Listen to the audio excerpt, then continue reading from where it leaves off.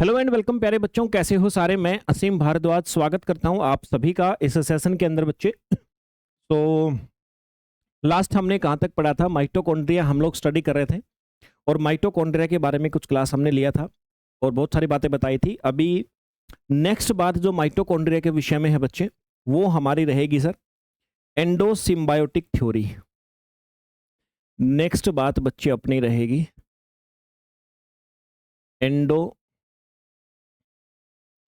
Endosymbiotic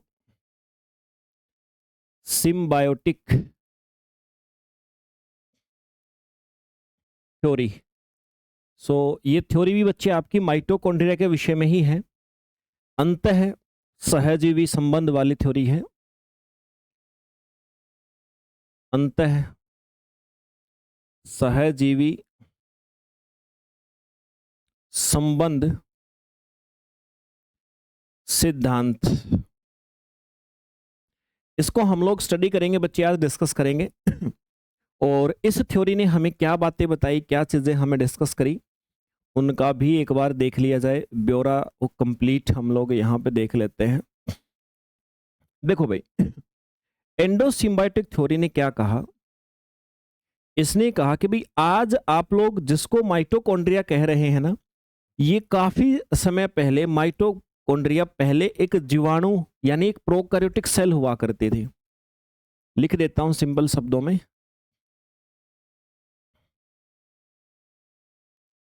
इसके अनुसार mitochondria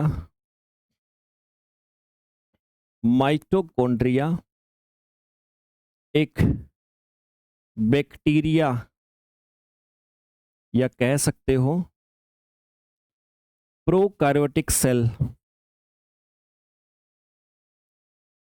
होता था, जो जो बाद में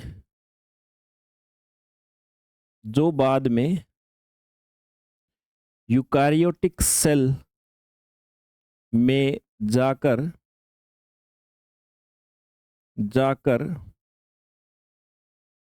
रहने लगा। वह सहजीवी संबंध यानी सिम्बायोटिक रिलेशन बना लिया। सिम्बायोटिक रिलेशन बच्चे बना लिया, यानी आपको यहां पे बताया गया कि भाई जो माइटोकॉन्ड्रिया पहले एक बैक्टीरिया था और वो बैक्टीरिया किसी यूकारियोटिक सेल में चला गया। यूकारियोटिक सेल में जाकर के उसने अपना सिम्बायोटिक रिलेशन बना लिया। सिम्बायोटिक रिलेशन मतलब साथ साथ जीने का जो कला है वो सीख लिया इसने।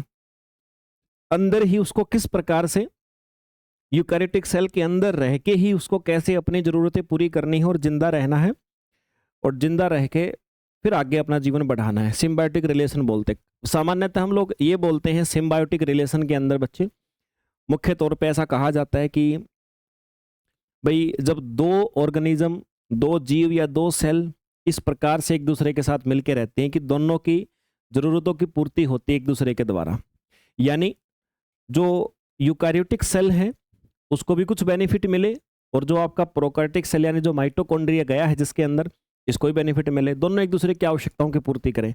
जैसे आज अगर आप देखोगे तो माइटोकॉन्ड्रिया हमारे लिए एनर्जी का प्रोडक्शन करता है और एनर्जी का प्रोडक्शन करके हमारी बॉडी के अंदर जो यूकारियोटिक सेल है उनको बेनिफिट मिलता है, और कुछ एनर्जी का उपयोग माइटोकॉन्ड्रिया अपने खुद के जीवित रहने के लिए भी करता है। तो सिम्बायोटिक रिलेशन है बच्चे दोनों का। अभी ये तो मैंने कंक्लूजन के तौर पे लिख दिया। अभी थोड़ा सा इसको हम विस्तार से अगर लिखें तो आप ऐसा कह सकते हो बच्चे। अच्छा, ये थ्योरी दी किसने थी वैसे? एक नाम याद रखना, लिन मार्गुलिस। लिन मार्गुलिस ने दी थी बच्चे 1967 में। ये थ्योरी दी थी बाय लिन मार्गुलिस। लिन मार्गुलिस ने दी थी बच्चे 1967 में, ठीक है। 1967 में दी थी लिन मार्गुलिस ने बच्चे, ध्यान रखना। अब थोड़ा विस्तार से जानते हैं। बात है 1.5 से 2 अरब वर्ष पहले की एक प्राचीन यूकैरियोटिक सेल थी जिसने एक एरोबिक बैक्टीरिया को निगल लिया। बात वहां से शुरू होती है।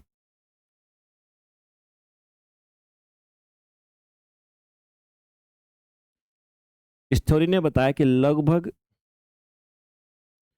1.5 से 2 अरब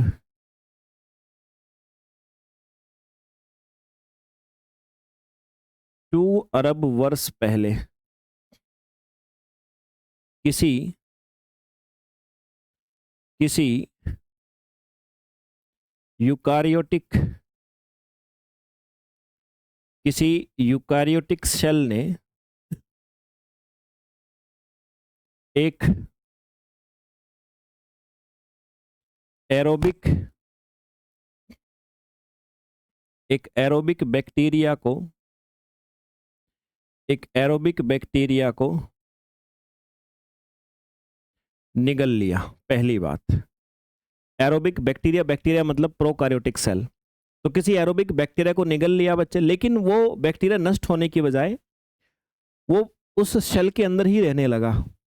दूसरी बात, लेकिन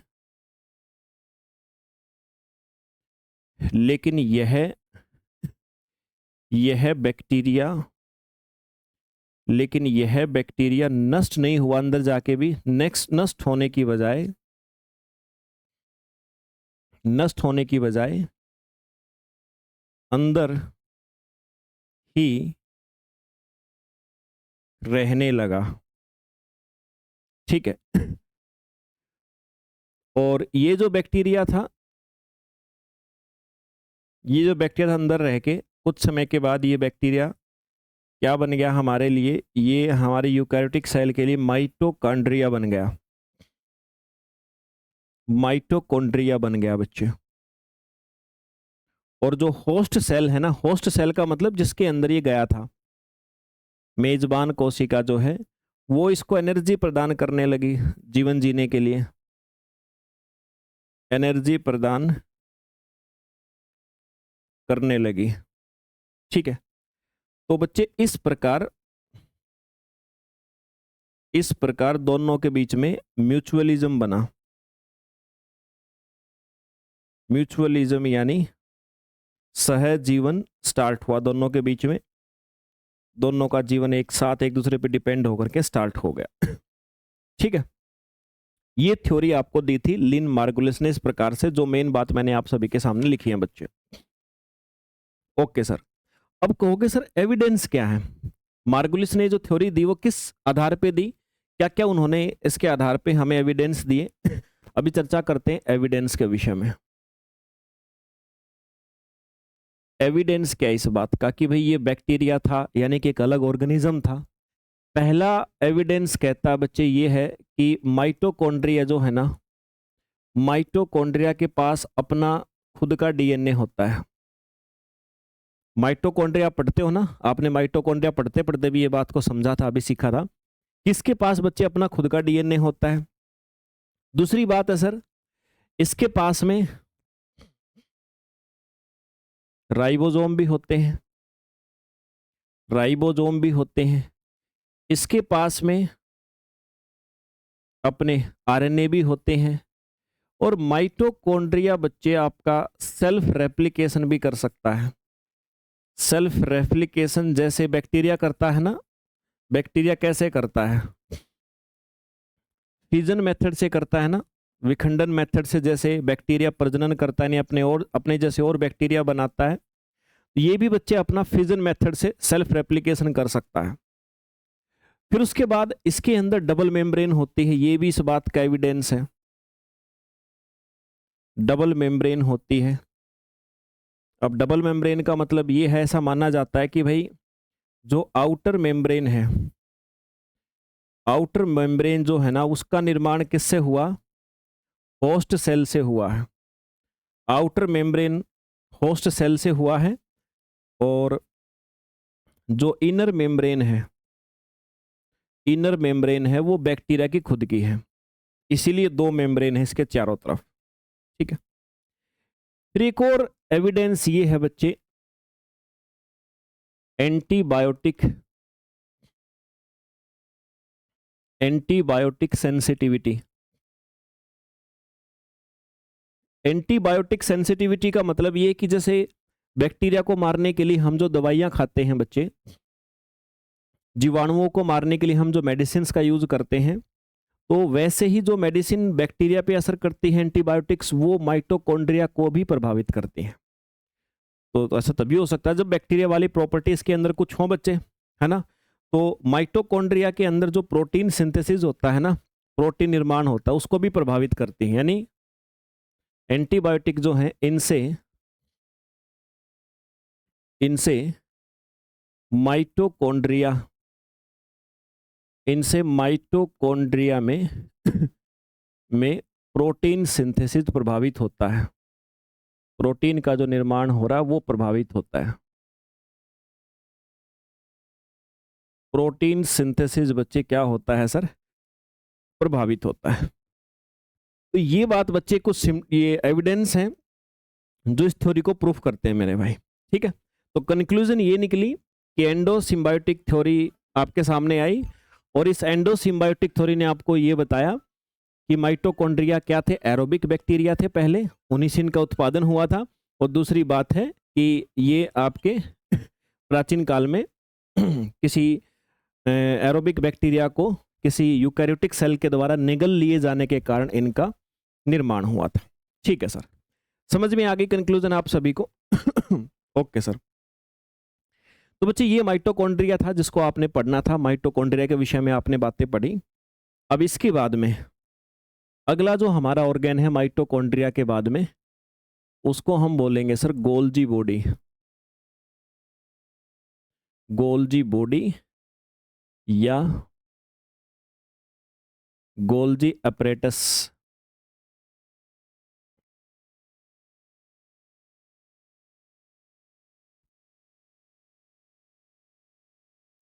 यानी सर गोल्जी काय या गोल्जी उपकरण के नाम से इसको हमारे द्वारा जाना जाता है।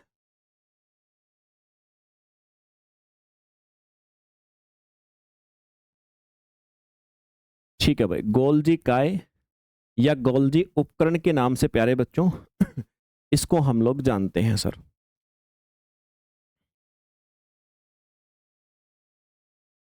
ठीक है भाई, क्लियर हो गई बात आप सभी को?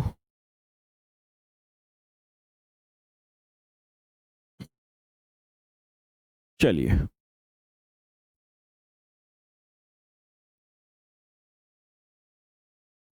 पढ़ रहे हैं इसको। देखो भी गोल्जी बॉडी, एक तो आप गोल्जी बॉडी पढ़ोगे, अभी एक ऐसा ही ऑर्गेन इसी से मिलता जुलता आप एंडोप्लाज्मिक रेटिकुलम जो है उसको भी पढ़ोगे।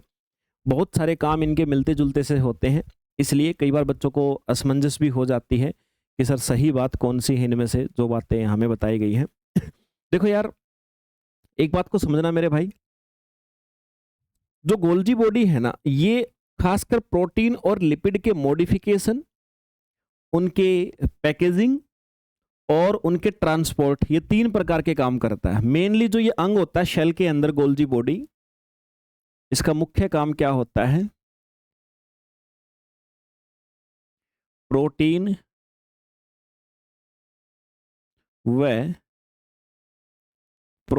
व लिपिड का मॉडिफिकेशन करता है, मतलब उसकी जो फॉर्म होती है उसको चेंज करता है, मतलब प्रोटीन या लिपिड को उस फॉर्म में कन्वर्ट करता है जिस फॉर्म में हमारी बॉडी यूज कर सके।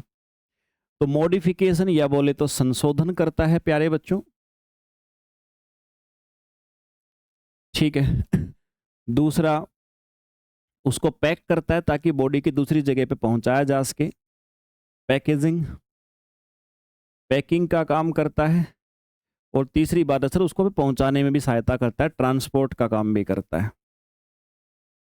ट्रांसपोर्ट, उसको परिवहन भी करता है। ठीक है, ये काम इसका होता है सर गोल्जी बॉडी का, या गोल्जी अपरेटस आप लोग जिसको सिंपली बोलते हो सरल शब्दों में। कैमिलियो कैमिलो गोल्जी ने 1898 में इसकी डिस्कवरी की थी। कैमिलो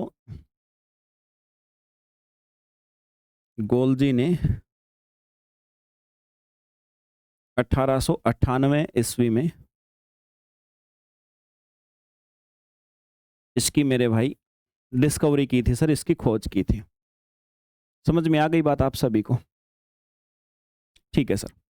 अब आते हैं मेन बातों पे। ये तो एक सिंपल हमने कंक्लूजन बता दिया कि सर हमारी सेल के अंदर जो प्रोटीन का निर्माण हो रहा है, कुछ अमीनो एसिड हैं, तो उनको उस फॉर्मेशन में चेंज करता है जिस फॉर्म में हमारी बॉडी उसका यूज कर सके। तो उसको पैक भी करेगा, पैक करके तैयार करेगा और ट्रांसपोर्ट करने में हमारे सेल के दूसरे ऑर्गेनेल्स जहाँ पे भी उस प्रोटीन या लिपिड को पहुंचाना है, उन सारे फंक्शंस कार्यों में सहायता करता है। ठीक है सर।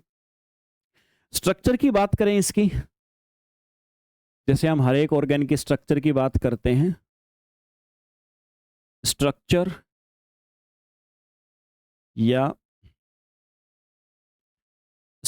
या संरचना की बच्चे अगर हम लोग बात करते हैं,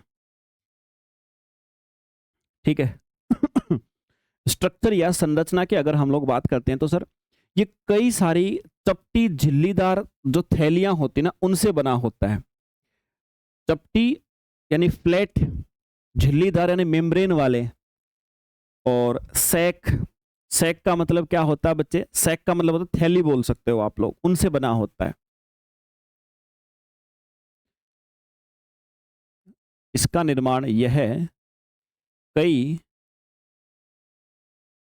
चपटी झिल्लीदार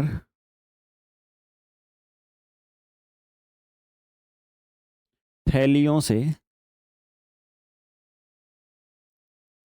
से बना है। इंग्लिश में बोलें तो फ्लैटेंड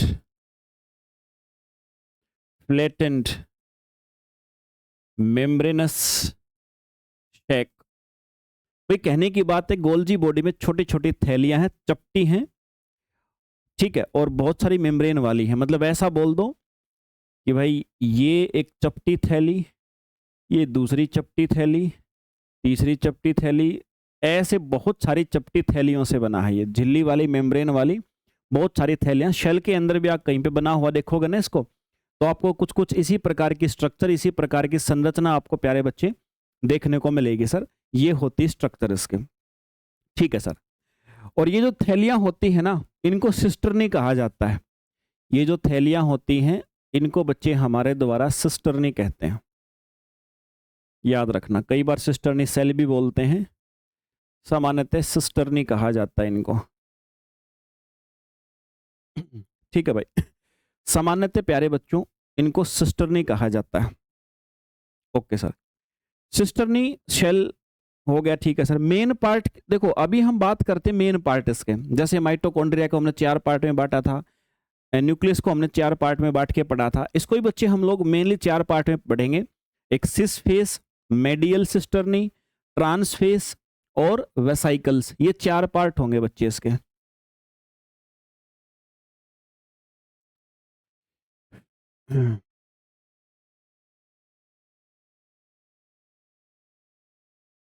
4 मेन पार्ट।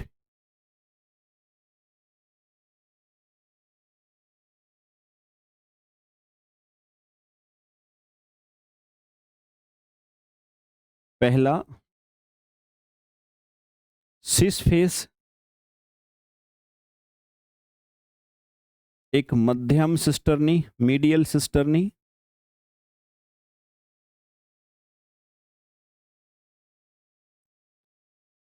ट्रांसफेस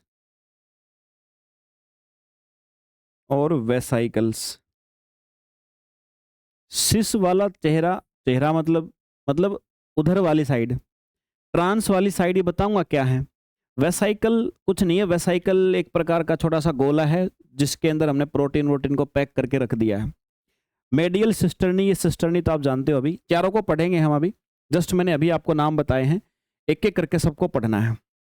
सबसे पहली बात करते हैं सिस फेस की। ये सिस फेस किसको कहा जाता है? सिस और ट्रांस शब्द आपने इंग्लिश में पढ़े होंगे, ठीक है। कहने की बात है कि जो आपके पास में गोल्जी बॉडी है उसका एक ये सिरा है, एक इधर वाला साइड है, तो इनको दोनों को नाम दे रखे हैं, एक को सिस फेस बोल रखा है, एक को ट्रांस फेस बोल रखा हमने। सिस फेस या फॉर्मिंग फेस भी बोलते हैं बच्चे इसको, सिस फेस या इसको फॉर्मिंग फेस, यानी यहां पे कोई ना कोई चीज बनेगी, फॉर्मिंग फेस, ठीक है। निर्माणकारी सिरा,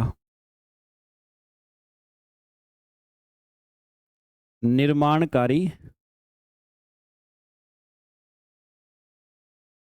सिरा, ठीक है। सिस फेस या बोले तो बच्चे निर्माणकारी सिरा के नाम से इसको बोला जाएगा। Okay sir. अभी जो सिस फेस है ना बच्चे, इसको हम रिसीविंग साइड भी कहते हैं, और ये आपकी शेल के अंदर जो एंडोप्लाज्मिक रेटिकुलम होता है ना, सेल में एक और पार्ट आप आगे पढ़ोगे, उससे जुड़ा होता है।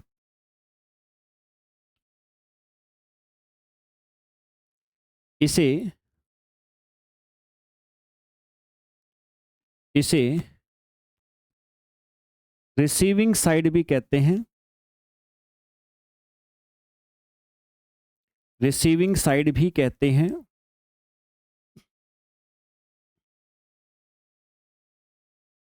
यह एंडोप्लाज्मिक रेटिकुलम, जिसको हिंदी में बोलते हो आप लोग अंतःप्रद्रवी जालिका, अंतःप्रद्रवी जालिका की ओर जुड़ा होता है। ठीक है भाई, अंतःप्रद्रवी जालिका की ओर में बच्चे ये आपका जुड़ा होता है सर। ये आपका क्या करता है, जो एंडोप्लाज्मिक रेटिकुलम की तरफ से वेसाइकल्स आते हैं ना, जो गुच्छे आते हैं किसी भी चीज के बने हुए, वो यहीं पर आकर के जुड़ते हैं, मतलब यहीं से आकर के रिसीव होते हैं, मतलब वेसाइकल यहीं जुड़ते हैं। एंडोप्लाज्मिक रेटिकुलम की तरफ जो फेस है इसका गोल्जी बॉडी का, तो एंडोप्लाज्मिक रेटिकुलम से कुछ मटेरियल आएंगे, वो इसके पास यहाँ आकर के जुड़ेंगे, इसलिए इसको रिसीविंग फेस बोलते हैं। एंडोप्लाज्मिक रेटिकुलम को शॉर्ट में बोलते हैं ईआर। तो ईआर से आने वाले ट्रांसपोर्ट वेसाइकल यहीं जुड़ते हैं, इसी हिस्से पे आकर के जुड़ते हैं, ठीक है। यहीं पर आकर के जुड़ते हैं बच्चे। काम भी आप, अगर आपसे कोई ओवरऑल पूछे कि भाई ओवरऑल इस हिस्से का फंक्शन क्या है, देखो ये प्रोटीन लिपिड्स जो होते हैं ना, आप ऐसा समझो कि कोई भी एक ऑर्गन इनको फाइनलाइज नहीं कर पाता, मतलब हमारी बॉडी में प्रोटीन हमें जिस रूप में बनाने होते हैं, हमारी सेल उसको यूज कर सकें, वैसा प्रोटीन बनाने के लिए कई स्टेज से गुजरना पड़ता है। उनमें से एक स्टेज होती है एंडोप्लाज्मिक रेटिकुलम वाली, और एक स्टेज होती है गोल्जी बॉडी वाली। इसीलिए आपस में इनको उन चीज़ों का, उन मटेरियल्स का आदान प्रदान करना पड़ता है। आदान प्रदान करने के बाद अपना अपना काम करते हैं, फिर उसको रेडी करके पैक करके रख देते हैं कि भाई अब इसको पहुंचा दो जहां भी पहुंचाना है, शेल के अंदर रखना, शेल के बाहर पहुंचाना, सब जगह जा सकते हैं, है ना। तो मेनली इसका काम क्या होगा, मेनली आप अगर फंक्शन बोलोगे तो सर एंडोप्लाज्मिक से जो आपके प्रोटीन या लिपिड आए हैं ना, उसको प्राप्त करना इस हिस्से का काम होता है। अगर ओवरऑल इस हिस्से का फंक्शन की बात करें तो एंडोप्लाज्मिक रेटिकुलम से आए हुए प्रोटीन व लिपिड को प्राप्त करना, ठीक है। समझ में आ गई बात आप सभी को। एंडोप्लाज्मिक रेटिकुलम से आए हुए प्रोटीन और लिपिड को मेरे भाई प्राप्त करना इसका मुख्य फंक्शन होता है, ठीक है सर। ये पहला भाग था सिस फेस जिसको आपने कहा। दूसरा होता मेडियल सिस्टर्नी, दूसरा भाग है मेडियल सिस्टर्नी,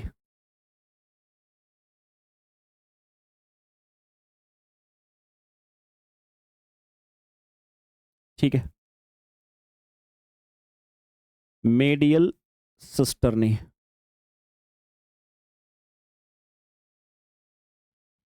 मेडियल सिस्टर्नी बच्चे देखो, वैसे तो नाम का आप लोग यूज कर ही चुके हो पहले की सिस्टर्नी, एक्चुअली में इसकी जो पूरी स्ट्रक्चर होती है वो छोटे छोटे झिल्लीदार थैलियों से बनी होती है, वही है। तो ये गोल्जी बॉडी का मध्य भाग होता है बच्चे। मेडियल सिस्टर्नी, मेडियल मध्य, मध्य नाम का मतलब ही होता है। तो ये भी आपका, यह गोल्जी बॉडी का, यह गोल्जी बॉडी का, गोल्जी बॉडी का मध्य भाग, यह गोल्जी बॉडी का प्यारे बच्चों मध्य भाग होता है।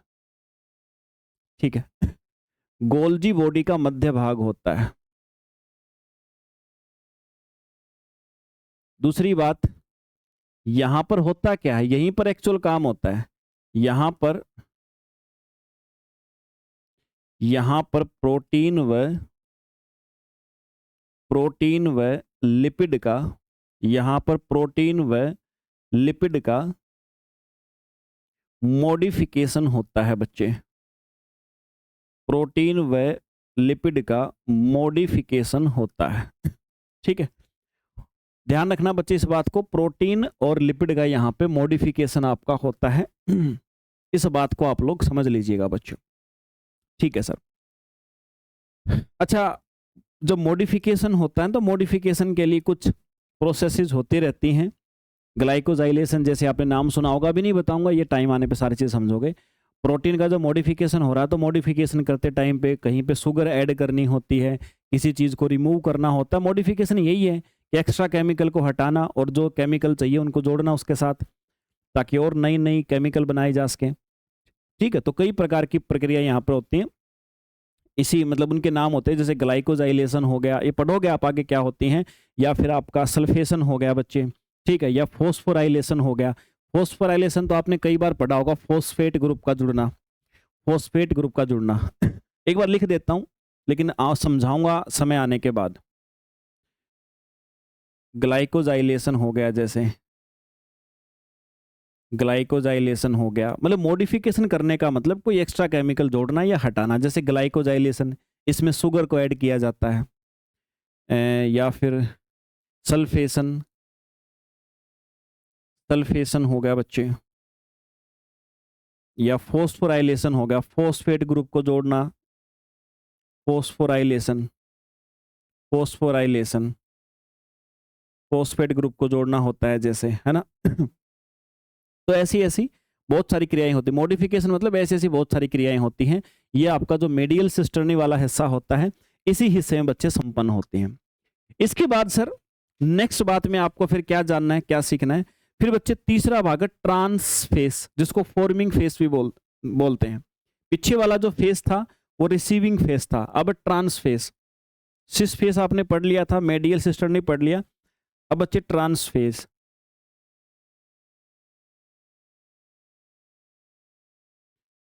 ट्रांस फेस या बोलें तो सर फॉर्मिंग फेस। ठीक है, फॉर्मिंग फेस जो मैंने आपको बताया था, नाम से दिख रहा बच्चे, नाम लिखा है फॉर्मिंग फेस, तो कुछ ना कुछ ऐसा होगा जहां पे किसी चीज की फॉर्मेशन होगी। इसको शिपिंग साइड भी कहते हैं। और एक हिस्सा एंडोप्लाज्मिक रेटिकुलम का, गोल्जी बॉडी का एक हिस्सा था एंडोप्लाज्मिक रेटिकुलम की तरफ, वहां से मटेरियल्स लेने थे। एक हिस्सा होता है हमारी शेल की जो प्लाज्मा मेम्ब्रेन होती है ना, उसकी तरफ, उधर उसको पहुंचाने हैं। ठीक है, तो पहुंचाता है, इसलिए इसको हम लोग शिपिंग साइड भी कहते हैं। इस वाले हिस्से को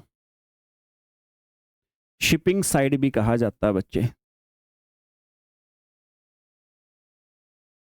शिपिंग साइड भी कहते हैं। और ये क्या करता है, यह प्लाज्मा, यह प्लाज्मा मेम्ब्रेन, प्लाज्मा मेम्ब्रेन की तरफ, प्लाज्मा मेम्ब्रेन की तरफ होता है बच्चे, ध्यान रखना इस बात को। ठीक है, करता क्या है, जो प्रोटीन मॉडिफाई हो चुका है ना उसको पैक करता है। जो प्रोटीन बीच वाले भाग में पीछे मॉडिफाई हो गया था उसको पैक करने का काम होता है। तो मॉडिफाइड प्रोटीन या लिपिड कोई भी चीज है, लिपिड को ये वाला हिस्सा बच्चे पैक करता है, उसको पैक करके करेगा मेरे भाई। ठीक है, पैक करने के बाद में अब आगे क्या काम होगा, इसने पैक कर दिया, फिर काम होता है वेसाइकल, चौथा भाग जो है, फिर काम है बच्चे वेसाइकल का। इसने पैक कर दिया, फिर वेसाइकल्स, वेसाइकल, ठीक है, वेसाइकल छोटा सा पाउच मान लो और कुछ नहीं है, वेसाइकल मतलब छोटा सा पाउच। अब ये पाउच क्या करेगा बच्चे, तो वेसाइकल ये छोटे छोटे थैले होते हैं, ये गोल्जी से जो मटेरियल्स होते हैं ना उनको विभिन्न स्थानों तक लेकर के जाते हैं। वेसाइकल जो होते हैं ये छोटी छोटी थैलियां होते, एक प्रकार से लगा लो, छोटे छोटे पाउच, छोटे छोटे पैकेट होते हैं, एक प्रकार के पैकेट होते हैं, पाउच होते हैं। और ये क्या करते हैं, ये जो आपके पैक्ड, जो पैक हुए, जो पैक्ड मटेरियल्स है ना, जैसे प्रोटीन या लिपिड, उनको उनको विभिन्न विभिन्न विभिन्न अंगों तक ले जाते हैं, ये वेसाइकल ले जाते हैं, इनका काम यही होता है बच्चों। ठीक है, ओके सर, जैसे लाइसोसोम तक लेके जाना हो, विभिन्न अंग जैसे लाइसोसोम हो गया, हमारी सेल की जो प्लाज्मा मेम्ब्रेन होती है वो हो गया बच्चे, है ना, इन सब तक लेकर के जाते हैं सर। क्लियर हो गई बात? ठीक है, तो ये ऐसे ऑर्गन होते हैं, अंग होते हैं जो अलग अलग जगह पे लेके जाएंगे। अभी हमारा काम है बच्चे एक बार ओवरऑल ये पढ़ना कि सर ओवरऑल स्ट्रक्चर क्या, ओवरऑल क्या फंक्शन है। अभी तक आपने जो पढ़ा है ना वो चीजें पढ़ी हैं आपने, अलग अलग पार्ट के इंडिविजुअल वर्क पढ़े हैं। अभी हम फंक्शन देखते हैं पूरा गोल्जी बॉडी का ओवरऑल क्या होता है। और एक बात ध्यान रखना, गोल्जी बॉडी आपको और बेटर इमेजिनेशन कर पाओगे आप इसके बारे में, गोल्जी बॉडी के विषय में आप और भी बेहतर इमेजिनेशन कर पाओगे जब आप एंडोप्लाज्मिक रेटिकुलम को पढ़ोगे। तब इन दोनों का जो फंक्शन आपस में एक दूसरे के साथ कोऑर्डिनेट होता है ना, वो कोऑर्डिनेशन वाली बातें भी आप प्यारे बच्चों बहुत अच्छे से समझ पाओगे। ठीक है ओके सर, तो फंक्शन क्या हुआ ओवरऑल अगर मैं देखूं तो सबसे पहला है सर प्रोटीन का मॉडिफिकेशन। एंड गोल्जी बॉडी ने क्या काम किया, सबसे पहला काम किया सर प्रोटीन का मॉडिफिकेशन किया। ओवरऑल अगर हम देखें तो प्रोटीन का सर मॉडिफिकेशन किया, लिपिड का भी किया है, प्रोटीन का संशोधन किया सर। दूसरी बात बच्चे, मतलब इस बात का मतलब क्या है, इस बात का मतलब है कि जो एंडोप्लाज्मिक रेटिकुलम है, उस एंडोप्लाज्मिक रेटिकुलम से जो आपका प्रोटीन है, उस प्रोटीन का मॉडिफिकेशन का मतलब है कुछ उसके साथ प्रोसेस करना। प्रोसेस मतलब मॉडिफिकेशन मतलब कुछ प्रक्रियाएं करना, जैसे जैसे ग्लाइकोजाइलेशन मैंने बोला था, जैसे ग्लाइकोजाइलेशन एटसेट्रा, ये प्रोसेस करना। ग्लाइकोजाइलेशन का सिंपल सा मतलब होता है कि प्रोटीन के साथ में शुगर ऐड करना। ठीक है, ये सिंपल सा मतलब होता है। तो ये काम इसने किया था, यानी कह सकते हो मॉडिफिकेशन या प्रोसेसिंग, प्रोटीन का प्रोसेसिंग करना। प्रोटीन जो एंडोप्लाज्मिक रेटिकुलम से उसको प्रोसेस किया, अपनी बॉडी की आवश्यकता अनुसार उसका फॉर्म कन्वर्ट कर दिया। उसके बाद बच्चे पैक करना, पैक करना, पैकिंग। दूसरा काम इन्होंने किया सर पैकिंग।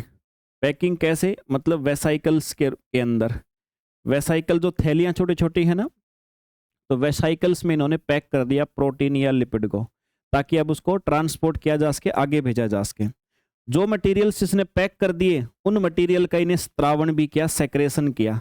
सेक्रेशन मतलब छोड़ना, तो सेक्रेशन भी किया, स्त्रावण भी किया, याद रखना। इसलिए कई बार इसको सिक्रेटरी ऑर्गन बोलते हैं, जो किसी न किसी मटेरियल को अपने अंदर से सिक्रेट करता है, स्त्रावित करता है। तो स्त्रावण का काम किया बच्चे। दूसरा एक बात ध्यान रखना बच्चे, लाइसोसोम की फॉर्मेशन भी होती है यहाँ पे, लाइसोसोम का निर्माण भी करवाता है ये, उसके निर्माण के लिए जो कंपोनेंट, जो केमिकल चाहिए होते बनाता है ये। तो याद रखना लाइसोसोम का निर्माण यहीं पर होता है, एंडोप्लाज्मिक रेटिकुलम में भी होता है, इसमें भी होता है, दोनों जगह पे होता है। एंडोप्लाज्मिक रेटिकुलम आगे पढ़ोगे, अभी मैंने आपको गोल्जी बॉडी पढ़ा रहा हूं तो उसका फंक्शन बता रहा हूं, लाइसोसोम का फॉर्मेशन होगा। इसके अलावा बच्चे जो सेल वॉल है ना, कोशिका भित्ति, उसको बनने के लिए भी कुछ केमिकल्स बनाता है ये, जैसे पेक्टिन वगैरह। तो सेल वॉल की भी फॉर्मेशन में सहायता करता है, कोशिका भित्ति के निर्माण में भी सहायता करता है। जैसे पेक्टिन आपने सुना था, और हेमीसेलुलोज, पेक्टिन, पेक्टिन व हेमीसेलुलोज, इनका निर्माण करवाता है बच्चे। ये पेक्टिन व हेमीसेलुलोज का निर्माण ये करवाता है, सहायता करता है इसमें। बताइए, क्लियर हो गई बात? तो ये आपका बच्चे था जो आपने पढ़ा आज, जिसको हमने नाम दिया गोल्जी बॉडी। ठीक है, लास्ट में आपको मैं 3 डायमेंशन स्ट्रक्चर भी दिखाऊंगा, सबकी डायग्राम से आपको सभी का अलग अलग से बताऊंगा। जो चीज़ अभी बता रहा हूँ ना, फिर इमेजिन कर पाओगे, है ना। पहले तो बातों को पढ़ो और अपने मस्तिष्क से जो इमेजिन कर सकते हो ना, पहले उसको करो। बहाने ढूंढने के लिए तुम्हारे पास 1000 मेथड हैं। वो कहते हैं ना कि आपने अपने दोस्त से पैसे उधार लिए और जब लौटाने का टाइम आया तो आपके पास पैसे थे नहीं, तो आपने जैसे ही मना किया, दोस्त ने थोड़ा आपको डांटा होगा, तो आपने बोला कि उसकी औकात कैसे हुई मुझे डांटने की, पैसे ही तो दिए हैं। समझ रहे हो, वो होता कौन है? जाओ, मैं नहीं दूंगा तुम्हारे पैसे। ऐसे ऐसे हमारे पास 1000 बहाने होते हैं उसके पैसे ना लौटाने के, लेकिन लौटाने का एक ही तरीका होता है, एक ही बहाना है कि लिए थे पैसे तो देने पड़ेंगे, बस। तो 2 तरह के व्यक्ति दुनिया में होते हैं, जो सिर्फ इतना जानते कि भाई जो पैसे लिए हैं वो देने हैं, तो देने तुम्हें ही हैं, चाहे कहीं से कमा के दो। 99% लोग होते हैं जो बाकी सारे फैक्टर पे भरपूर तरीके से सोचेंगे, उसकी हिम्मत कैसे हुई, उसकी औकात कैसे हुई, वो मांग कैसे रहा, क्या भरोसा नहीं है, क्या वो नहीं है, वो करके पैसे मार लेते हैं। पढ़ाई में भी ऐसा ही है कि मेरे भाई, एक ही बहाना है कि तुम्हें सीखना है, बस सीखना है, तो सीखने के लिए एफर्ट लगाना है, टीचर्स का सपोर्ट लेना है, इंटरनेट का सपोर्ट लेना है, किताबों का सपोर्ट लेना है, कुछ भी करना है, बस एक ही बहाना है कि सीखना है, तो तुम सीख जाओगे। बाकी तुम किताबों में कमियां निकाल सकते हो, टीचरों में निकाल सकते हो, और आजकल सोशल मीडिया देख देख के तुम्हारा जो माइंड सेट हो गया है वो तुम जानते ही हो। तुम हर चीज़ में तुम 50 क्या 500 कमियां निकाल सकते हो, तुम अच्छी वार्तालाप कर सकते हो, तुम अपनी गलत बात को भी सही साबित करने की क्षमता भी रखते हो। तुम्हारी आजकल इतनी क्षमता हो गई है सोशल मीडिया देख देख के, क्योंकि सोशल मीडिया पे सही गलत तर्क ही तो चलते रहते हैं शॉर्ट्स वीडियो में। सबकी तर्क शक्ति अच्छी है, सही गलत का कुछ भी ज्ञान नहीं है, लेकिन तर्क शक्ति अच्छी है। तो एक ही कारण है, पढ़ना है, सीखना है, तो पढ़ना मेरे भाई। चलिए बच्चे, तो आज यहाँ तक रखते हैं सेशन को, मिलते हैं अगले क्लास में। जय हिंद भाई।